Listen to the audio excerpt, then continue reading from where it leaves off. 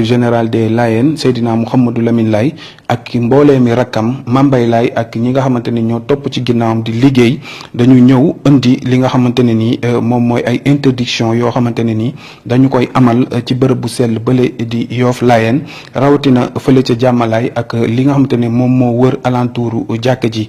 dans le respect des recommandations et des interdits établis autour du mausolée de Seydina Limamou Laye Al Mahdi. Il est demandé à tous les visiteurs et fidèles ñu adopter li nga xamante ni moom mooy comportement exemplaire bi nga xamante ne ni dafa jëm ci périmètre bi wër li nga xamante ne mooy urumu jàmmalaay bi waaye itam lépp lu jëm ci quartier bi di Layène bokk na ca la ñuy tere li nga xamante ne ni moom mooy col gu bon muy habit indécent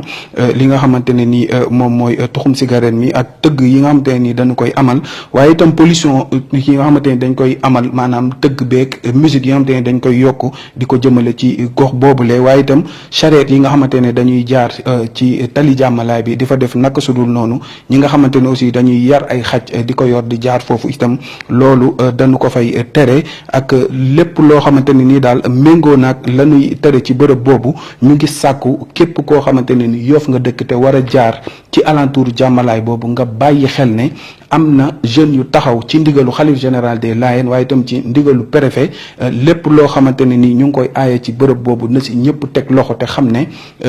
maanaam dëkk bu sell la loo xamante ne ni sañoo ko def ca dëkk ba ngay wuyu jee wala tey fa sa wasi la nekk boo fay dem ndax man dama jàpp ne bu gàmmu jotee ñii di jóge Yoff wala gox bu ñu mën a jóge bu ñuy dem ñuy jigéen du ñu jël jiin wala bodi di ko dugal ci yëre ci maanaam yëre yi nga xamante ni moom lañu war a sol sunu mbokk murid yi bu ñuy dem Touba itam ñu dëkk Yoff ak ku gox boo mën a jóge di dugg biir Touba am na benn comportement boo xamante ni moom ngay amee waaye nag fii nga xamante ni mooy Yoff Layène gën di mi def daal di fi tëdd muy Seydina Limaamu alayhi salaatu wasalaam li war mooy